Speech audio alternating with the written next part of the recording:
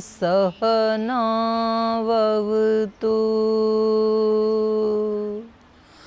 सहनौ भुनक्तु सह वीर्यं करवावहै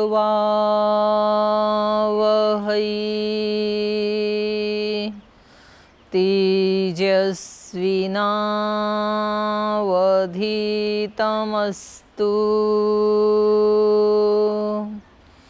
मा विद्विषावहै।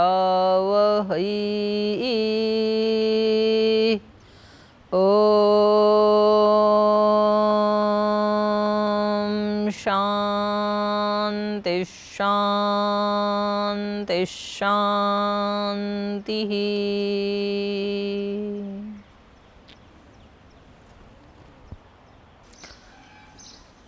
जीवन दर्शन कक्षा में आप सभी का पुनः स्वागत है।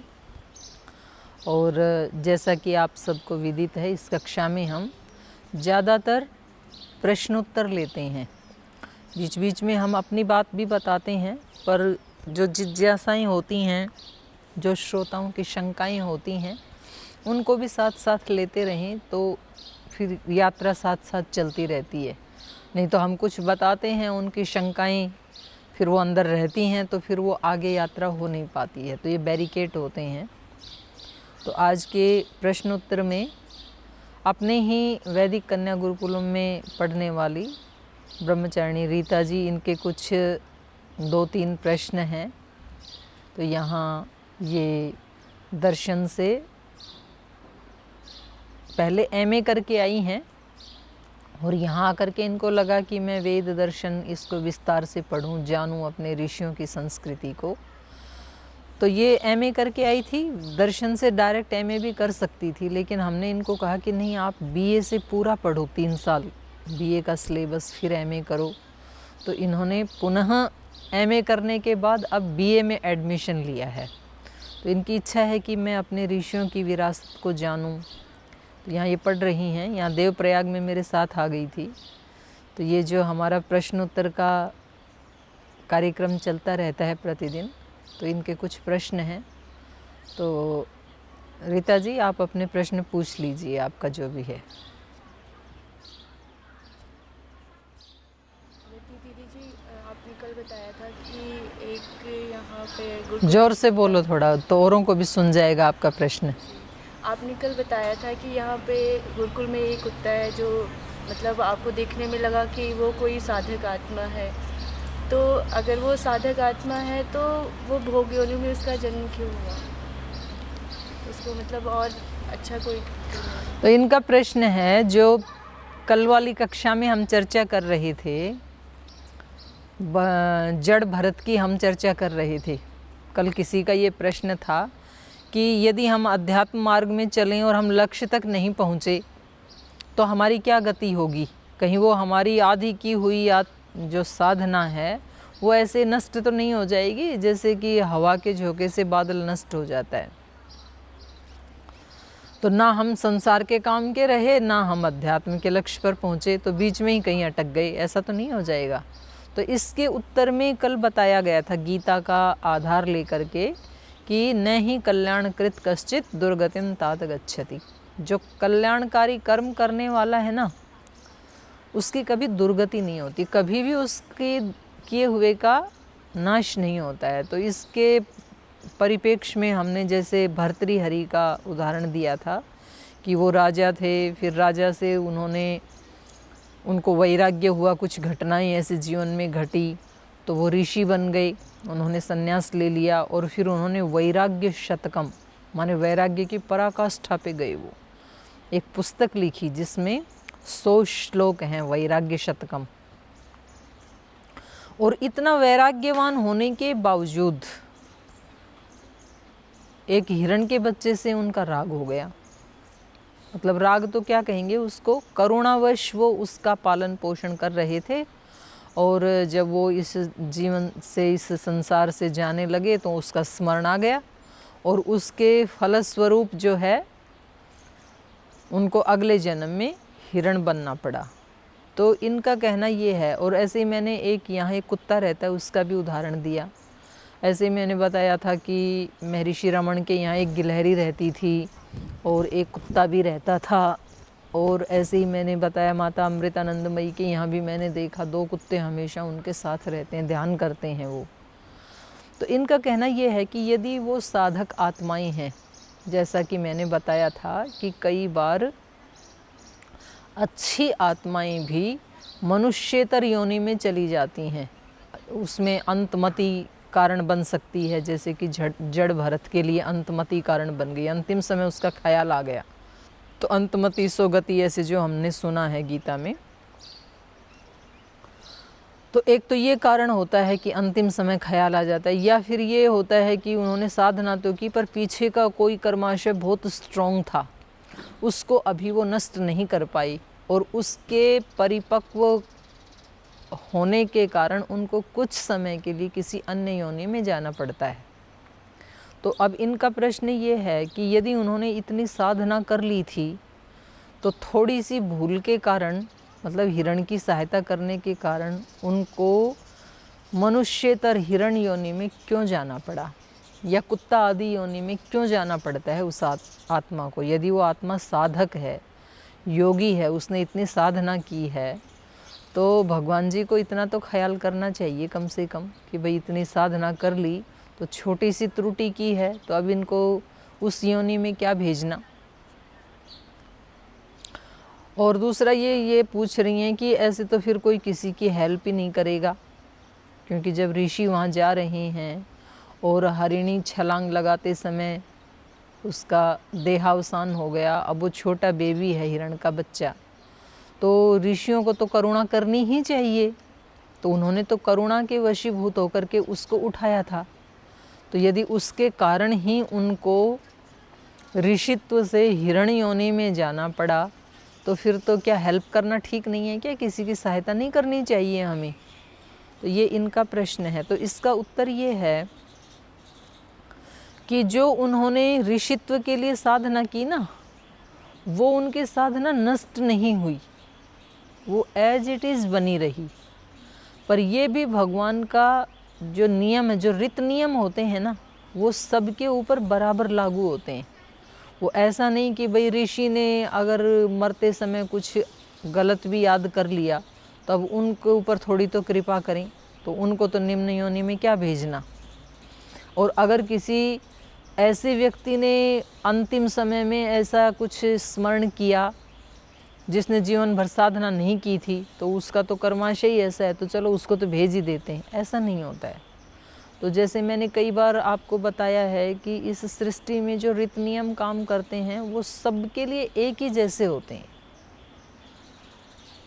जैसे गुरुत्वाकर्षण का नियम इस सृष्टि में जब से बनी तब से काम कर रहा है, तो ऊपर से कोई 7वीं मंजिल से कोई डाकू छलांग लगाएगा तो कहाँ आएगा, और कोई योगी लगाएगा तो क्यों वो नीचे क्यों आए। तो इतनी तो भगवान रियायत कर दें, क्योंकि डाकू तो चोरी करते हुए पकड़ा गया था, तो इसलिए उसने छलांग लगाई थी ऊपर से। और योगी तो बेचारा ध्यान साधना कर रहा था और भूल के कारण कोई चक्कर आ गया, तब वो गिर गया नीचे, तो उसका कोई दोष थोड़ा ही था। तो गुरुत्वाकर्षण के नियम को काम करना चाहिए क्या योगी के ऊपर, या उसको वहीं रख लेना चाहिए, अटका लेना चाहिए। तोड़ नहीं सकते ना। तो बस यही बात है कि जो सृष्टि के जो रीत नियम बन गए हैं ना एक बार, वो फिर ऐसे एक एक आत्मा के लिए उसमें कोई भेदभाव नहीं होता है। एक स्थिति जरूर है जो मोक्ष वाली है, और जो निर्बीज समाधि की स्थिति है, उसको यदि प्राप्त कर लिया तो फिर वो जो कर्म करेगा ना उसका कर्माशय नहीं बनेगा। तो ये नियम भी सबके लिए है, कोई भी आत्मा कर ले उस स्थिति को प्राप्त। उस स्थिति को जिसने प्राप्त कर लिया उसके ऊपर फिर ये कर्म से कर्माशय बनना, ये भी एक रीत नियम है। जो भी आप कर्म करोगे ना, शरीर से, मन से, वाणी से, कर्माशय बनेगा। लेकिन अगर आपने पूर्ण विवेक को प्राप्त कर लिया, असंप्रज्ञात समाधि को प्राप्त कर लिया और उस स्थिति से युक्त होते हुए, उस चेतना से युक्त होते हुए यदि आप कोई कर्म करते हैं, कोई सहायता करते हैं, तो तब आपका कर्माशय नहीं बनेगा। फिर ये सबके लिए, ये नियम भी तो सृष्टि के जो नियम होते हैं वो सबके लिए होते हैं। तो उसमें हम ऐसा नहीं, रिहात नहीं कर सकते हैं कि जी अब वो इतने ऊपर से कूदेगा वो तो बेचारा उसके पैर टूट जाएंगे, हो सकता है उसके प्राण ही चले जाएं। कितना बड़ा योगी था, कितना कल्याण करता वो इस संसार का, तो भगवान जी थोड़ा तो चेंज कर ही सकते थे, नहीं करेंगे। ऊपर से जो भी गिरेगा गुरुत्वाकर्षण का नियम उसको नीचे खींचेगा, कोई भी है चाहे वो। ऐसे ही अंतिम समय जो चित्त की स्थिति होगी उसको उस योनि में जाना ही पड़ेगा। उसको हम ऐसे नहीं कर सकते कि भाई उसने तो उपकार किया, वो तो बिल्कुल ठीक था, हेल्प तो करनी चाहिए, करुणा तो करनी चाहिए, उस करुणा से उनकी साधना में कोई व्यवधान नहीं आएगा। लेकिन करुणा के बाद जो आसक्ति हो गई उससे, बच्चे की तरह से, कि अंतिम समय भी भगवान की स्मृति नहीं आई, उस बच्चे की स्मृति आई, यही तो आसक्ति है। तो प्रेम में और मोह में ये थोड़ा सा, इतना सा ही तो अंतर है। स्टार्टिंग तो होती है प्रेम से, हम किसी अनजान वस्तु से, किसी अनजान व्यक्ति से, किसी मनुष्येतर किसी अनजान प्राणी से, कुत्ता बिल्ली हिरण आदि से, स्टार्टिंग में तो वो होता है प्रेम, करुणा। लेकिन अगर थोड़ी भी चूक हुई वहाँ पर, हमारी थोड़ी भी सावधानी हटी, तो वही प्रेम कब आसक्ति का रूप ले लेगा, खत्म। यही हो रहा है सारे संसार में। जिस दिन दो बच्चों की शादी होती है उस दिन वो प्रेम की स्थिति में होते हैं, अत्यंत प्रेम की स्थिति में होते हैं, इसलिए दोनों के हृदय ऐसे हिलोरे लेते हैं कि मतलब आज उनके लिए पता नहीं कितनी बड़ी उपलब्धि का दिन है। पूर्ण संतुष्ट होती हैं उनके मन प्राण आत्माएं। उस समय क्या होता है, अगर पति एक इशारा करे कि मुझे वहाँ से थोड़ा पानी का गिलास चाहिए, तो जो अभी अभी शादी हुई है 2 घंटे पहले, वो पत्नी अपना सौभाग्य समझती है और वो झट से पानी लाती है और इतनी श्रद्धा से उसको देती है, और उस व्यक्ति को भी लगता है कि पानी क्या मिला, अमृत मिल गया है ये तो, चाहे वो कैसा भी पानी हो। दूसरी तरफ यदि पत्नी उस समय कुछ कहती है कि मेरे पैर में कहीं थोड़ा सा दर्द है, कोई कांटा लग गया, तो वो कहता है कि तुरंत मैं देखता हूँ कोई मेडिकल स्टोर है क्या आसपास, और वो तुरंत, अगर बारिश भी हो रही है तो भीगते हुए वहाँ जाएगा और ला करके देगा उसको। तो यहाँ भावना क्या है, देने की, कि मैं दूसरे को सुखी कैसे कर दूँ, मतलब मैं इसको सुखी रखना चाहता हूँ, मैं देना चाहता हूँ जिससे कि इसको सुख मिले, इसका नाम है प्रेम, जहाँ देने की भावना होती है। और थोड़े दिन के बाद यही भावना पता नहीं कैसे चलते चलते डाइवर्ट हो जाती है, भावना हो जाती है फिर लेने की। फिर वो कहते हैं कि आप तो सोया हुआ है बेड के ऊपर, और पत्नी को कहता है चाय लेके आओ तब मैं उठूं, पानी लेके आओ तो ज़रा मैं कुल्ला करूं, तो कहती है अपने आप भी तो उठ के ले सकते हो, तो मैं भी तो काम में लगी हुई हूँ ना, इतने सारे काम हैं। तो अब भावना ये हो गई कि पति मेरी भी हेल्प करे, अब भावना हो गई लेने की, देने की नहीं है अब। ऐसे ही पत्नी की भी, पहले तो वो उसकी हर खुशी को पूरा करने के लिए लालायित रहती है, अब वो उससे लेना चाहती है कि ये कुछ मेरी सहायता करे, वो भी उससे लेना चाहता है, और दोनों का लेने की भावना से जो देने वाली शक्ति थी वो खाली हो जाती है। ये भी सृष्टि का ही रीत नियम है कि जब हम किसी दूसरे को देना चाहते हैं तो हमारे पास देने के लिए पर्याप्त होता है, और जब हमारी लेने की भावना होती है तो कितना भी हम ले लें हम खाली होते जाते हैं। तो ये रीत नियम है सृष्टि का। आपको बहुत सारी समृद्धि चाहिए, बहुत सारा धन यदि चाहिए, तो आप उस धन का त्याग करो, अपने पास उससे आसक्ति मत करो, खूब सारा धन आएगा। श्रद्धेय स्वामी जी महाराज, बिल्कुल मैंने कितना हजारों बार ऐसे देखा, दूसरे व्यक्तियों को तो लगेगा कि वो इतने आज साम्राज्य के मालिक हैं, पर मैंने देखा कोई उनको कृतज्ञ जरूर रहते हैं। कोई 1 रुपया दे, 5 रुपया दे, 5 लाख दे, 5 करोड़ दे, उसके प्रति उनका कृतज्ञता होती है, सम्मान होता है, प्रेम होता है, लेकिन आसक्ति बिल्कुल नहीं होती है। मैंने कई बार देखा गुरु पूर्णिमा आदि के ऊपर लोग उनके लिए कोई एक चांदी का बड़ा सा घड़ा बना के लाए, उसमें पूरा सिक्के भर रखे थे उन्होंने, और वो व्यक्ति तो भेंट दे करके चले गए। फिर वहाँ कुछ 5-7 बैठे थे, कुछ साधु बैठे थे, कुछ गृहस्थी भी बैठे थे, ब्रह्मचारी बैठे थे। एक गृहस्थी बहन भी थी वहाँ पर, जानवी नाम था उसका, आचार्य कुलम में पढ़ाती थी। तो पहले सबको उसमें से उस सिक्के ऐसे दोनों हाथों से भर भर के दे दिए, जो जो भी वहाँ बैठा था। उसमें कुछ हमारे कर्मचारी भी थे जो 4th क्लास के कर्मचारी हैं। और लास्ट में उस लड़की ने कहा, महाराज जी ये घड़ा तो मेरे को बड़ा अच्छा लगता है। बोले बेटा ये तू ले जा। मतलब एक क्षण भी उनके मन में, और वो वास्तव में ही बहुत अद्भुत अत्यंत सुंदर घड़ा था। उसका जो डिजाइन था, उसमें उसकी जो चित्रकारी थी बेहद सुंदर थी।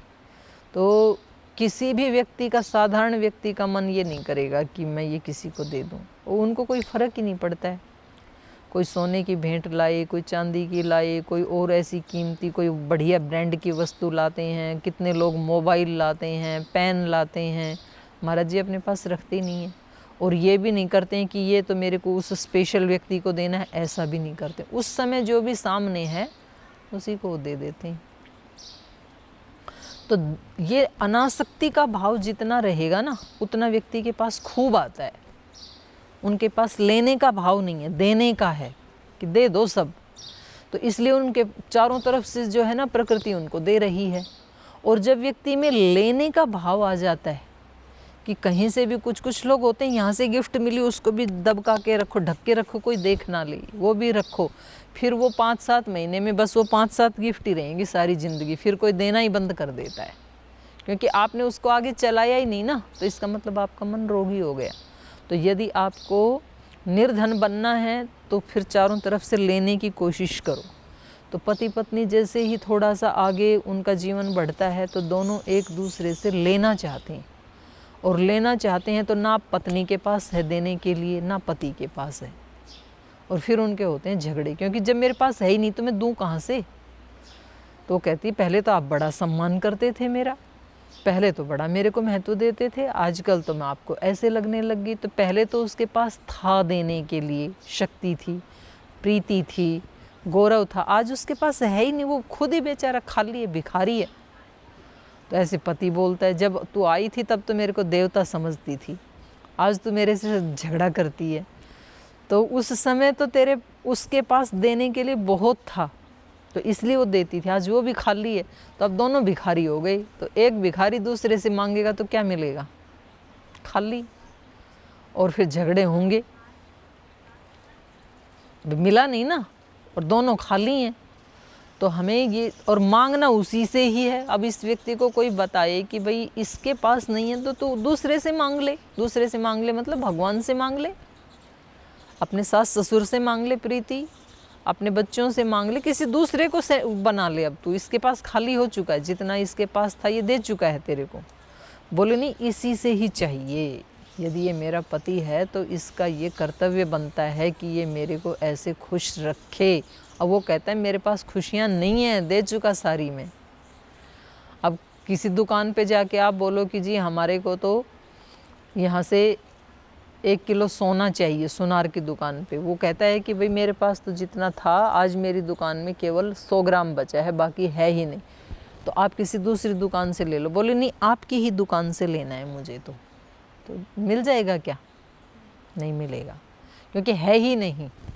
तो जहाँ जहाँ देने का भाव होता है वहाँ वहाँ खूब आता है। जहाँ लेने का भाव, आसक्ति में और प्रेम में, मैं आपको क्या अंतर है वो समझा रही थी कि प्रेम ही जब लेने के रूप में परिवर्तित हो जाता है तो वो आसक्ति बन जाए, फिर वो बंधन बन जाता है। और जब तक करुणा की भावना है, देने की भावना है, वो बहुत अच्छी है, वो आत्मा का उत्थान करती है। तो भर्तृहरि की जो उस बच्चे को पालन पोषण करने की भावना थी कि भाई ये करुणा की भावना थी कि इसका कोई है नहीं तो मैं इसका संरक्षक बन जाता हूँ, ये तो बहुत अच्छी थी। लेकिन जब उसके प्रति आसक्ति बन गई कि अब उसके बिना रहा ही नहीं जाता है, नदी पे जाते हैं तो भी उसको साथ लेके जाते हैं, खाना खाते हैं तो भी वो पास आके बैठता है, 1-2 मिनट भी वो ना दिखे तो उसको आवाज़ दे करके बुलाते हैं कि भाई कहाँ चले गए। तो ये अब होगी लेने की भावना। तो ये आसक्ति जो है ये फिर बांधती है। तो इसलिए लास्ट समय में वो ही चीज़ याद आती है जिसके प्रति फिर हमारा अत्यंत प्रेम आसक्ति में कन्वर्ट हो जाता है, उसकी याद आती है। चाह करके भी ईश्वर को याद नहीं कर पाते हैं। तो इसलिए उनको उस योनि में जाना पड़ा कि उनकी ये जो आसक्ति की भावना थी ना, इसको तोड़ना था। बाकी की साधना तो वो वैराग्यवान थे, त्यागवान थे, इतना त्याग कर चुके थे। बाकी तो उसमें उनमें चरित्र का कोई दोष नहीं था, इंद्रियों के विषयों के प्रति कोई आसक्ति नहीं थी, बाकी सब तो कर ही चुके थे। बस ये थोड़ा सा था। तो वो उस योनि में, और उस आत्मा को ज्ञान है इस बात का, इसलिए जब वो हिरण्य योनि में गए तो वो अपने माता पिता पैदा होते ही उनसे अलग रहते थे, बिल्कुल झुंड में रहते ही नहीं थे वो, कि मुझे कभी कहीं पीछे की तरह से ही कोई आसक्ति या कहीं कोई इस तरह का लगाव दोबारा ना पैदा हो जाए। तो कोई बड़ी हानि नहीं है, जो उन्होंने किया वो नष्ट नहीं होगा। लेकिन तो इससे ना तो हमें ये सोचना चाहिए कि जी अगर वो साधक आत्मा हैं तो फिर वो दूसरी योनि में क्यों चले गए। योनि ये बिल्कुल ठीक है कि श्रेष्ठ योनि मनुष्य की है, लेकिन यदि व्यक्ति जागरूक नहीं है तो मनुष्य योनि प्राप्त करके भी कई बार वो पशुओं जैसा व्यवहार करता है, और कभी तो पशुओं से भी नीचे गिरा हुआ व्यवहार करता है। और यदि कोई जागरूक आत्मा है तो अन्य योनि में चला गया तो भी वो सिद्ध जैसा ही व्यवहार करता है, जैसे भर्तृहरि ने किया। और जैसे ये मैंने और संतों के आश्रमों के उदाहरण दिए थे, वहाँ जो दूसरे साधक आते हैं ना, वो कभी कभी ध्यान में चूक जाते हैं, नहीं करते, लेकिन वो जो प्राणी, वो कुत्ते बिल्लियाँ, कभी भी उनको एक दिन भी मिस नहीं देखा गया। तो हमें ध्यान ये देना है कि हमें हेल्प भी करनी है और हमें साधना भी करनी है, लेकिन हमें अपने चित्त को आसक्त नहीं होने देना है, अनासक्त रखना है, उसको आसक्ति से हटाना है। अब हो गया समाधान आपका या और रह गया? वो तो उस समय मतलब उसकी हिरण के लिए, तो मतलब उसकी सहायता के लिए तो वो चिंता की थी, मतलब अब मैं नहीं रहूँगा तो कौन देखेगा इसको। तो हम नहीं रहेंगे तो सारे संसार को कौन देखेगा? आप कह रहे हो कि भाई उन्होंने पाला था तो उन्होंने तो यही सोचा कि ये मेरा पुत्र है, अब मैं नहीं रहूँगा तो अब इसको कौन देखेगा। तो इतना तो सोचना ही चाहिए। क्यों सोचना चाहिए? आप नहीं रहोगे तो सारे संसार को कौन पालेगा, ये तो चिंतन आपके मन में नहीं आया। एक हिरण के लिए ये चिंतन क्यों आया? क्योंकि आपकी आसक्ति है। तो क्या आप भगवान से भी ज़्यादा अपने को जिम्मेदार समझते हैं कि इसको बस केवल मैं ही देख पाता हूँ, मैं ही इसके जीवन का आधार हूँ, और यदि मैं नहीं रहूँगा तो इसका तो कुछ जीवन ही बर्बाद हो जाएगा? ऐसा नहीं है। हमारे रहते हुए भी उनको ईश्वर ही देख रहा है। हमें ये भ्रम हो जाता है कि हम किसी को देख रहे हैं, हम नहीं देख रहे हैं। तो इसलिए माता पिता को भी ये सिखाया जाता है कि भाई आप अपने बच्चों का जो पालन पोषण कर रहे हो, आप यही समझ के करो कि आप भगवान की सेवा कर रहे हैं। वास्तव में वो बच्चे हैं, वो एक अलग आत्मा है और वो अपना कर्माशय, अपना भाग्य अपने साथ लेकर आए हैं।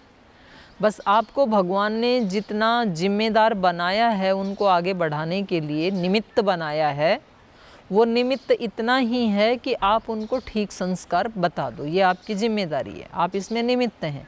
बाकी कोई किसी के भाग्य को बदल नहीं सकता है, कोई माँ बाप भी नहीं बदल सकता है, कोई गुरु भी नहीं बदल सकता है। भाग्य मतलब कर्माशय, जो हमने पिछले जन्म में किया है उसको कोई भी नहीं हटा सकता है। हाँ, रास्ता बता सकते हैं, माता पिता रास्ता बता सकते हैं। देखो, आपके शरीर में रोग है, आपके जीवन में ये कष्ट है, तो ज़रूर आपने कहीं ना कहीं आहार में गड़बड़ की होगी। आपका मन यदि बहुत अशांत रहता है तो ज़रूर पिछले जन्म में आपने अपने मन के ऊपर ध्यान नहीं दिया होगा। आपने अपने मन को तंग करने के लिए दूसरे लोगों को अनुमति दी होगी। तो अब आप इसको ठीक कर लो। आपका मन जो है वो आपके पास भगवान की एक गॉड गिफ्ट है और एक बहुत कीमती गिफ्ट है, तो उसको ऐसे बर्बाद मत होने दो, उसको संभाल के रखो।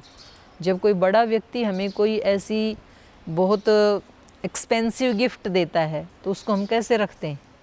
बहुत संभाल के रखते हैं, उसको नष्ट नहीं। तो ये जो हमारा मस्तिष्क है, मन है, बुद्धि है, ये भगवान के द्वारा दी हुई है, साक्षात किसी इंसान के द्वारा दी हुई नहीं है।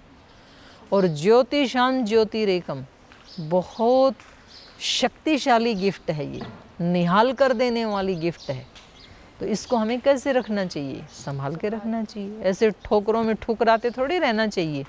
कोई किसी को कोहिनूर हीरा दे और वो उसको ऐसे गेंद बना के ऐसे ऐसे लुढ़काता फिरे कीचड़ में, तो क्या कहेंगे उस व्यक्ति को? नादान कहेंगे ना। भाई आपको पता भी है इसकी कीमत क्या है। तो इस मन की कीमत क्या है ये हमें पता नहीं होता है, तो इसलिए हम उसका दुरुपयोग करते रहते हैं। ये तो हमें उसके लिए मिला है कि इस सारे विश्व ब्रह्मांड का जो स्वामी है उससे ये हमें मिला सकता है। बताओ कितना महत्वपूर्ण यंत्र है। और हम उसका प्रयोग कहाँ करते हैं? दुखों से मिलाने में। वो हमें दुखों से मिला देता है, वो हमें कष्टों से, परेशानियों से, निराशाओं से और तनावों से और मुसीबतों से वो हमें मिला देता है। तो इसमें दोष किसका है? मन का है कि प्रयोग करने वाले का है? प्रयोग करने वाले का है, क्योंकि उसको पता ही नहीं है कि इसकी शक्तियाँ क्या हैं, इसको कैसे ट्रेनिंग देनी चाहिए मन को, और कैसे इससे मुझे बड़े काम करवाने चाहिए। और जो महापुरुष समझ जाते हैं करवाते हैं। वो एक मन मेरे पास है, एक मन आपके पास है, एक मन श्रद्धेय स्वामी जी महाराज के पास है। तो तीनों कैसे यूज कर रहे हैं अपने अपने वाले को? एक ही जैसा है। अब एक श्रद्धेय स्वामी जी महाराज हैं, उसी मन का प्रयोग करके वो खुद कितने आनंदित रहते हैं, सदा प्रसन्नता में रहते हैं। वो मतलब खुशियों के, आनंद के फंवारे छूटते रहते हैं उनके एक एक रोम रोम से। और उन्होंने अपने मन को ये ट्रेनिंग दे रखी है कि तुझे इस धरती के ऊपर सुबह से शाम तक करोड़ों करोड़ों लोगों का उपकार करना है। तो उसके लिए फिर वो पुरुषार्थ करते हैं कि भाई अभी हम जैसे लॉकडाउन में बैठे हैं और हम बाहर जाके सेवा नहीं कर सकते हैं, शिविर नहीं लगा सकते हैं, तो हम अपनी कुटिया में बैठ कर के ही रोज़ाना जैसे वो 4-5 घंटा योग करते हैं। तो सुबह आस्था के ऊपर पहले लाइव करते हैं, संस्कार पे करते हैं, फिर उसके बाद इंडिया टीवी पे करते हैं, फिर उसके बाद भी बीच में कुछ दूसरे चैनल आ जाएं तो उनको करते हैं।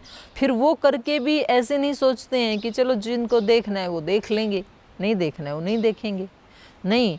फिर संगठन के लोगों को बोलते हैं कि आप इसका मैसेज ज़्यादा लोगों को दें। फिर स्वयं भी आह्वान करते हैं कि भी ज़्यादा से ज़्यादा लोग, क्योंकि ये कोरोना तो ऐसा है कि इसमें कोई वैक्सीन काम नहीं करेगी, अपनी स्ट्रॉन्ग इम्यूनिटी ही काम करेगी। तो हम सब उसको बढ़ाएं।